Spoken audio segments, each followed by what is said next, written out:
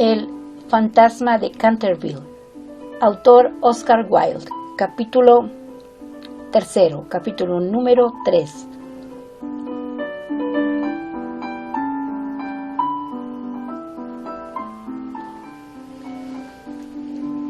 Cuando a la mañana siguiente el almuerzo reunió a la familia Otis, se discutió extensamente acerca del fantasma. El ministro de los Estados Unidos estaba, como era natural, un poco ofendido, viendo que su ofrecimiento no había sido aceptado. No quisiera, en modo alguno, injuriar personalmente al fantasma, dijo, y reconozco que, dada la larga duración de su estancia en la casa, no era nada cortés tirarle una almohada a la cabeza.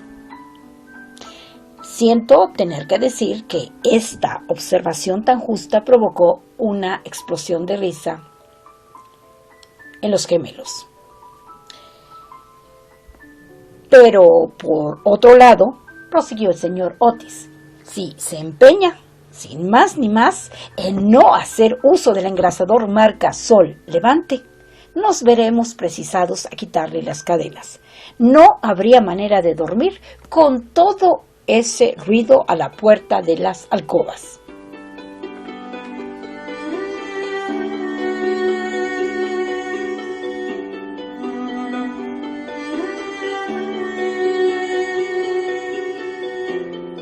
Pero, sin embargo, en el resto de la semana no fueron molestados. Lo único que les llamó la atención fue la reaparición continua de la mancha de sangre sobre el parqué de la biblioteca. Era realmente muy extraño, tanto más cuanto que el señor Otis cerraba la puerta con llave por la noche, igual que las ventanas. Los cambios de color que sufría la mancha, comparables a los de un camaleón, produjeron asimismo frecuentes comentarios en la familia. Una mañana era de un rojo oscuro, casi violáceo, otras veces era vermellón, luego de un púrpura espléndido, y un día, cuando bajaron a rezar, según los ritos sencillos de la libre Iglesia Episcopal Reformada de Norteamérica, la encontraron de un hermoso verde esmeralda. Como era natural, estos cambios caleidoscópicos divirtieron grandemente a la reunión y se hacían apuestas todas las noches con entera tranquilidad. La única persona que no tomó parte en la broma fue la joven Virginia. Por razones ignoradas, sentíase siempre impresionada ante la mancha de sangre y estuvo a punto de llorar la mañana que apareció verde esmeralda. El fantasma hizo su segunda aparición el domingo por la noche. Al poco tiempo de estar todos ellos acostados, les alarmó un enorme estrépito que se oyó en el salón. Bajaron apresuradamente y se encontraron con que una armadura completa se había desprendido de su soporte y caído sobre las losas. Cerca de allí, sentado en un sillón de alto respaldo, el fantasma de Canterville se restregaba las rodillas, con una expresión de agudo dolor sobre su rostro. Los gemelos, que se habían provisto de sus ondas, le lanzaron inmediatamente 2 balines, con esa seguridad de puntería que solo se adquiere a fuerza de largos y pacientes ejercicios sobre el profesor de caligrafía. Mientras tanto, el ministro de los Estados Unidos mantenía al fantasma bajo la amenaza de su revólver y, conforme a la etiqueta californiana, lo instaba a levantar los brazos. El fantasma se alzó bruscamente, lanzando un grito de furor salvaje, y se disipó en medio de ellos como una niebla, apagando de paso la vela de Washington Otis y dejándolos a todos en la mayor oscuridad. Cuando llegó a lo alto de la escalera, una vez dueño de sí, se decidió a lanzar su célebre repique de carcajadas satánicas, que en más de una ocasión le habían sido muy útiles. Contaba la gente que aquello hizo encanecer en una sola noche el peluquín de Lord Riker y que 3 sucesivas amas de llaves renunciaron antes de terminar el primer mes en su cargo. Por consiguiente, lanzó su carcajada más horrible, despertando paulatinamente los ecos en las antiguas bóvedas. Pero, apagados estos, se abrió una puerta y apareció, vestida de azul claro, la señora Otis.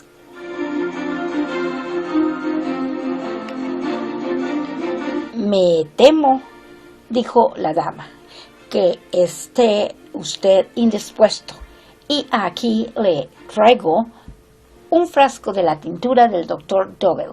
Si se trata de una indigestión, esto le sentará bien.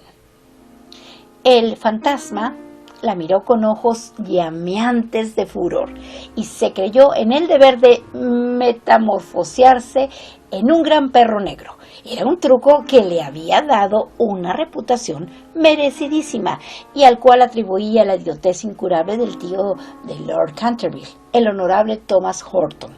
Pero un ruido de pasos que se acercaban le hizo vacilar en su cruel determinación y se contentó con volverse un poco fosforescente. Enseguida se desvaneció después de lanzar un gemido sepulcral porque los gemelos iban a darle alcance.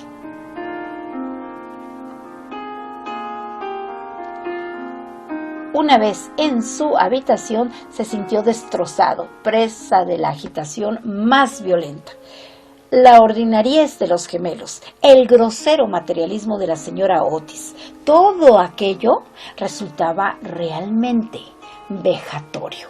Pero lo que más lo humillaba era no tener ya fuerzas para llevar una armadura. Contaba con hacer impresión aún en esos norteamericanos modernos, con hacerles estremecer a la vista de un espectro acorazado, ya que no por motivos razonables, al menos por deferencia hacia su poeta nacional Longfellow, cuyas poesías delicadas y atrayentes le habían ayudado con frecuencia a matar el tiempo. Mientras los Canterville estaban en Londres. Además, era su propia armadura. La llevó con éxito en el torneo de Kenilworth, siendo felicitado calurosamente por la reina virgen en persona.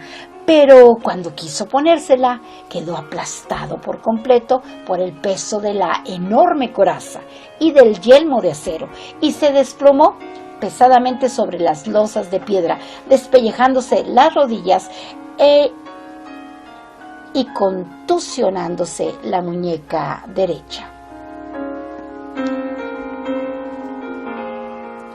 Durante varios días estuvo malísimo y no pudo salir de su morada.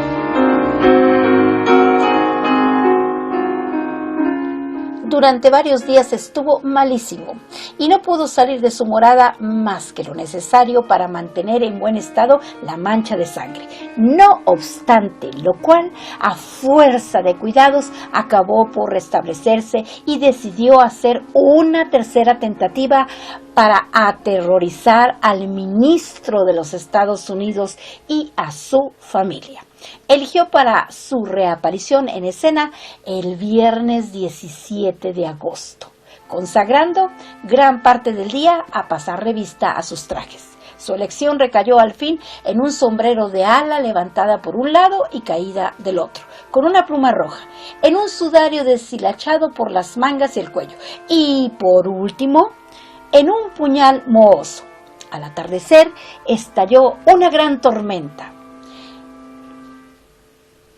El viento era tan fuerte que sacudía y cerraba violentamente las puertas y ventanas de la vetusta casa. Realmente aquel era el tiempo que le convenía. He aquí lo que pensaba hacer. Iría sigilosamente a la habitación de Washington Otis, le musitaría unas frases ininteligibles, quedándose al pie de la cama, y le hundiría 3 veces seguidas el puñal en la garganta, a los sones de una música apagada. Odiaba sobre todo a Washington porque sabía perfectamente que era él quien acostumbraba a quitar la famosa mancha de sangre de Canterville empleando el limpiador incomparable de Pinkerton. Después de reducir al temerario Al despreocupado joven entraría en la habitación que ocupaba el ministro de los Estados Unidos y su mujer. Una vez allí, colocaría una mano viscosa sobre la frente de la señora Otis y al mismo tiempo murmuraría con voz sorda al oído del ministro tembloroso los secretos terribles del osario. En cuanto a la pequeña Virginia, aún no tenía decidido nada. No lo había insultado nunca. Era bonita y cariñosa. Unos cuantos gruñidos sordos que saliesen del armario le parecían más que suficientes. Y si no bastaban para despertarla, llegaría hasta tirarle de la puntita de la nariz con sus dedos rígidos por la parálisis. A los gemelos estaba resuelto a darles una lección. Lo primero que haría sería sentarse sobre sus pechos, con el objeto de producirles la sensación de pesadilla. Luego, aprovechando que sus camas estaban muy juntas, se alzaría en el espacio libre entre ellas, con el aspecto de un cadáver verde y frío como el hielo, hasta que se quedaran paralizados de terror. Enseguida, tirando bruscamente su sudario, daría la vuelta al dormitorio en 4 patas, como un esqueleto blanqueado por el tiempo, moviendo los ojos de sus órbitas en su creación de Daniel el Mudo o el esqueleto del suicida, papel en el cual hizo un gran efecto en varias ocasiones. Creía estar tan bien en este como en su otro papel de Martín el Demente o el Misterio enmascarado.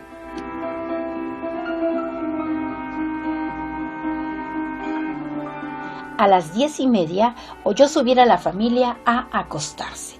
Durante algunos instantes lo inquietaron las tumultuosas carcajadas de los gemelos, que se divertían evidentemente con su loca alegría de colegiales antes de meterse en la cama. Pero a las 11:15 todo quedó nuevamente en silencio. Y cuando sonaron las 12 se puso en camino. La lechuza chocaba contra los cristales de la ventana. El cuervo cracitaba en el hueco de un tejo centenario y el viento gemía vagando alrededor de la casa como un alma en pena. Pero la familia Otis dormía sin sospechar la suerte que le esperaba. Oía con toda claridad los ronquidos regulares del ministro de los Estados Unidos, que dominaban el ruido de la lluvia y de la tormenta. Se deslizó furtivamente a través del estuco. Una sonrisa perversa se dibujaba sobre su boca cruel y arrugada, y la luna escondió su rostro tras una nube cuando pasó delante de la gran ventana ojival sobre la que estaban representadas en azul y oro sus propias armas y las de su esposa asesinada. Seguía andando siempre, deslizándose como una sombra funesta que parecía hacer retroceder de espanto a las mismas tinieblas en su camino. En un momento dado le pareció oír que alguien lo llamaba. Se detuvo, pero era tan solo un perro que ladraba en la granja roja. Prosiguió su marcha, refunfuñando extraños juramentos del siglo XVI. El siglo XVI, y blandiendo de cuando en cuando el puñal enmohecido en el aire de medianoche. Por fin llegó a la esquina del pasillo que conducía a la habitación de Washington. Allí hizo una breve parada. El viento agitaba en torno de su cabeza sus largos mechones grises y ceñía en pliegues grotescos y fantásticos el horror indecible del fúnebre sudario. Sonó entonces el cuarto en el reloj. Comprendió que había llegado el momento. Se dedicó una risotada y dio la vuelta a la esquina. Pero apenas lo hizo, retrocedió, lanzando un gemido lastimero de terror y escondiendo su cara lívida entre sus largas manos huesosas. Frente a él había un horrible espectro, inmóvil como una estatua, monstruoso como la pesadilla de un loco. La cabeza del espectro era pelada y reluciente, su faz redonda, carnosa y blanca. Una risa horrorosa parecía retorcer sus rasgos en una mueca eterna. Por los ojos brotaban a oleadas una luz escarlata. La boca tenía el aspecto de un ancho pozo de fuego y una vestidura horrible como la de él, como la del mismo Simon. Envolvía con su nieve silenciosa aquella forma gigantesca. Sobre el pecho tenía colgado un cartel con una inscripción en caracteres extraños y antiguos. Quizá era un rótulo infamante, donde estaban escritos delitos espantosos. Una terrible lista de crímenes. Tenía, por último, en su mano derecha, una cimitarra de acero resplandeciente. Como nunca antes había visto fantasmas, naturalmente sintió un pánico terrible y, después de lanzar a toda prisa una segunda mirada sobre el monstruo atroz, regresó a su habitación, trompicando en el sudario que le envolvía.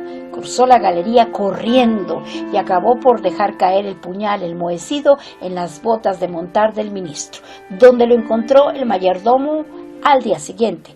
Una vez refugiado en su retiro, se desplomó sobre un reducido catre de tijera, tapándose la cabeza con las sábanas. Pero al cabo de un momento, el valor indomable de los antiguos Canterville se despertó en él y tomó la resolución de hablar al otro fantasma en cuanto amaneciese. Por consiguiente, no bien el alba plateó las colinas, volvió al sitio en que había visto por primera vez al horroroso fantasma. Pensaba que, después de todo, 2 fantasmas valían más que uno solo, y que con ayuda de su nuevo amigo podría contender victoriosamente con los gemelos. Pero cuando llegó al sitio, se halló en presencia de un espectáculo terrible. Sucedía algo indudablemente al espectro, porque la luz había desaparecido por completo de sus órbitas. La cimitarra centelleante se había caído de su mano y estaba recostado sobre la pared en una actitud forzada e incómoda. Simon se precipitó hacia adelante y lo cogió en sus brazos, pero cuál no sería su terror viendo despegarse la cabeza y rodar por el suelo, mientras el cuerpo tomaba la posición supina, y notó que abrazaba una cortina blanca de lienzo grueso y que yacían a sus pies una escoba, un machete de cocina y una calabaza vacía.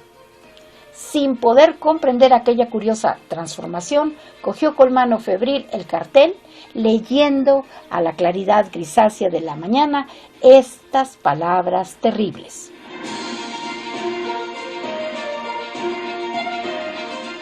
He aquí al fantasma Otis, el único espíritu auténtico y verdadero. Desconfíen de las imitaciones. Todos los demás son falsificaciones. Y la entera verdad se le apareció como un relámpago. Había sido burlado, chasqueado, engañado.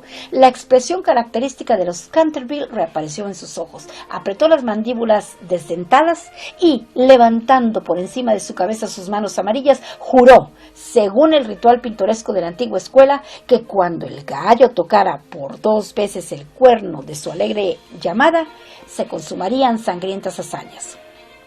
Y el crimen, de callado paso, saldría de su retiro. No había terminado de formular este juramento terrible cuando de una alquería lejana, de tejado de ladrillo rojo, salió el canto de un gallo. Lanzó una larga risotada, lenta y amarga, y esperó. Esperó 1 hora y después otra, pero por alguna razón misteriosa no volvió a cantar el gallo. Por fin, a eso de las 7:30, la llegada de las criadas lo obligó a abandonar su terrible guardia y regresó a su morada, con altivo paso, pensando en su juramento vano y en su vano proyecto fracasado. Una vez allí consultó varios libros de caballería, cuya lectura le interesaba extraordinariamente, y pudo comprobar que el gallo cantó siempre 2 veces en cuantas ocasiones se recurrió a aquel juramento. «Que el diablo se lleve a ese animal volátil», murmuró. «En otro tiempo hubiese caído sobre él con mi buena lanza, atravesándole el cuello y obligándolo a cantar otra vez para mí, aunque reventara». Y dicho esto, se retiró a su confortable caja de plomo y allí permaneció hasta la noche. Aquí termina el capítulo número 3 del Fantasma de Canterville, cuyo autor es Oscar Wilde. Son las 4 de la tarde y hoy es miércoles 18 de agosto del 2021.